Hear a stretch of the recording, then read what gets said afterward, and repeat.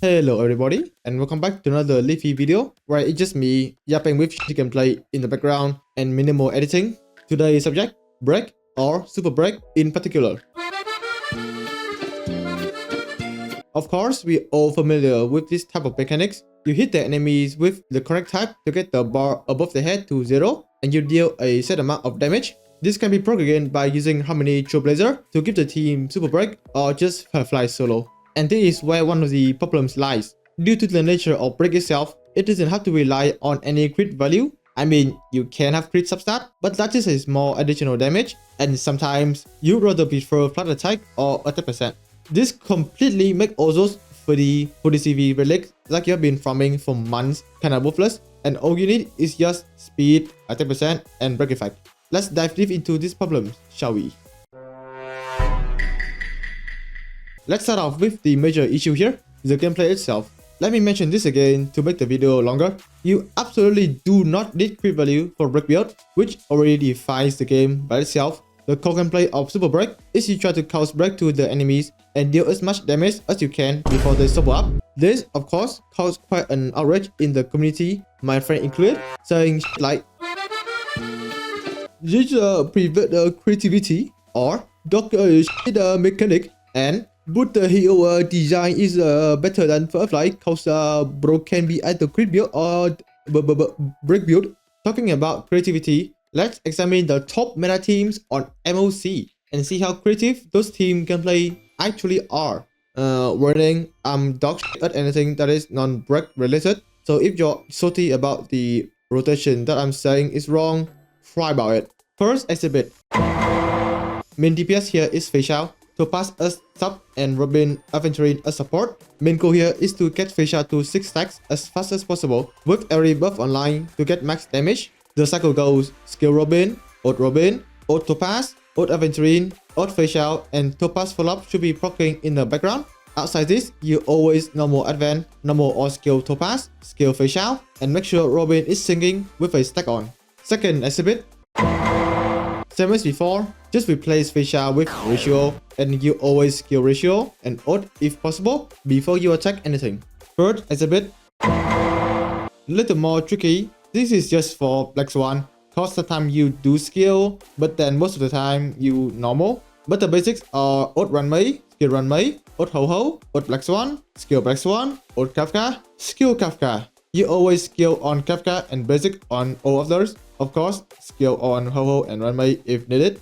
Fourth exhibit. Fuck this, bro. I'm not doing 4 again. Fifth exhibit. Ult Ho-Ho, ult Tingyun on Eel, skill Tingyun on Eel, ult Sparkle, skill Sparkle on Eel, skill X3 Eel, ult Eel. Tingyun and Sparkle cycles can mix up. It doesn't really matter. You always skill Sparkle and Tingyun on Eel and try to 2x on Eel if possible. Ult does help you with it as it provides such stacks to act as skill points. You are always normal on Tingyun and Ho-Ho, skill if needed. If you are still awake after all those jumping, good job, and here's something for you to click on. Anyway, as you can see or hear, those gameplay really aren't that complex. For a team comp, you just try to maximize your dopamine hit per second. Hyper-carry team is the basic definition of spawn camping, and DOT actually makes you think. Should I basic or skill on Black Swan? To say that break has no gravity in it, I can't believe I have to say this word. It's pretty much subjective. With that done, let's come back to the topic of crit value. Imagine it took you years, millennia, to finally get a good hat for Himiko to use her in pure fiction. Then this got released. This guy just joined the game 1 minute ago, farmed for 1 minute, and he already clears pure fiction 12 stars, like how fast I go to your mom's house knowing he's home alone. Ooh, the RPG side of me just got kicked in there. If you think this seems quite familiar and maybe it's just or you have dementia, no, this is quite literally what happened in Genshin when Dendro got released. Let me play a clips from an old video of mine. Grab and Melt can 2x your damage. Well, Aggravate can do that but 10x better. It took you more billion years to farm your artifacts for your Ayaya team. Damn bro, it took me 10 seconds to fully build my Bloom team. For a similar comparison of Himiko, Raiden Shogun. She was intended to be built with crit in mind. However, Dendro chooses her gameplay. Sure, it makes Raiden more interesting to play, and her artifacts are not easier to farm. But imagine you are farming for an exact year to get the exact crit ratio, and apparently this new build just outdamaged your 5x, and it only takes maximum of 5 domain runs to finish the build. You, of course, would feel very shitty about this. Sure, it doesn't affect you in any way, but then you think about the amount of time you spent on farming those artifacts rather than on other ones like Yula, for example. Why mention? It would make you feel like you wanna get yourself. Since we are talking about fuck the crit value, let's talk about DOT for a bit and why it doesn't receive much hate like Break does. I think a good valid reason is that DOT was meta too early into the game. It was 3 patches in and Kafka was released, the so-called core of DOT. Because she's released so early into the game, the Twitter mobs wasn't there yet to hit on her, and people's investment on relics wasn't that much, so they could pivot into the DOT build easily. Secondly, the power level. Just like tears, eventually disappear in the rain. Don't look back. There is nowhere to go but forward.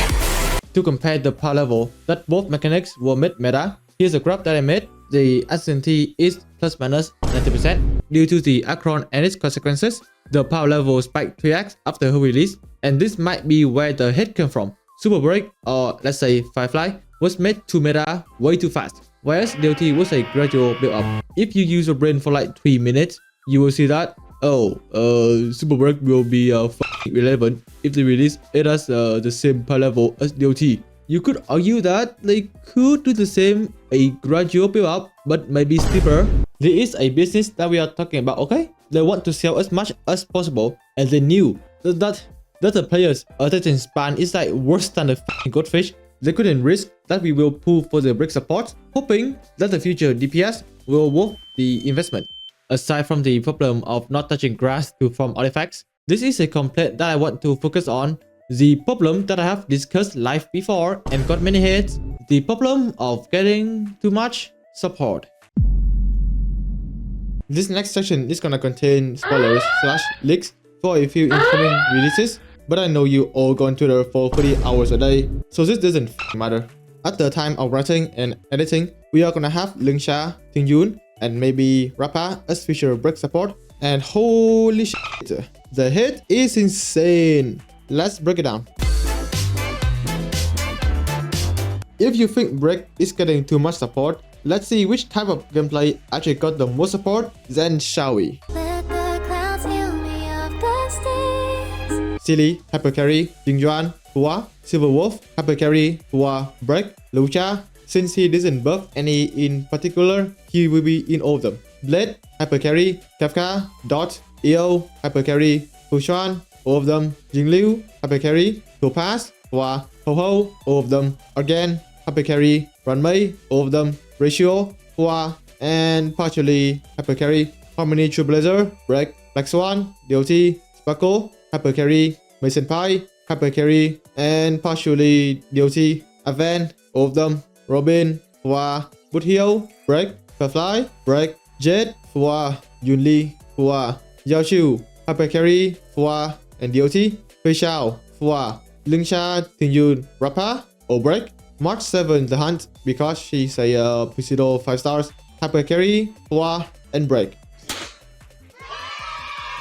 And if you count all those up, oh my god, Break is lower than Hua and Hyper Carry. Before I go on beefing with internet people, I completely agree that DOT need more support because that's all the number of time I fuck your mother, and it's not even a lot. However, for the people that complain, Break should stop receiving support, they should give it to Hua because it's more interesting. I don't think they have developed their frontal lobe yet, but brother in Christ. First, this is a game mechanic. You cannot abandon that concept once you have marketed it. Rip physical. If you don't like it, don't care about it. Second, the latest banner is Fei Xiao, a Hua character. And if your counter argument is gonna be Firefly is too strong, valid, but tier 0.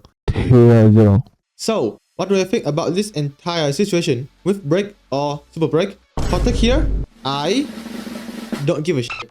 After being terminally online on Twitter, I realized that, damn bro, sometimes you can't just shut the fuck up. A lot of tweets I saw were just opinions without real criticism to just like why brake is a bad mechanic of script here. I just found this out. Bro, this is so fucking funny.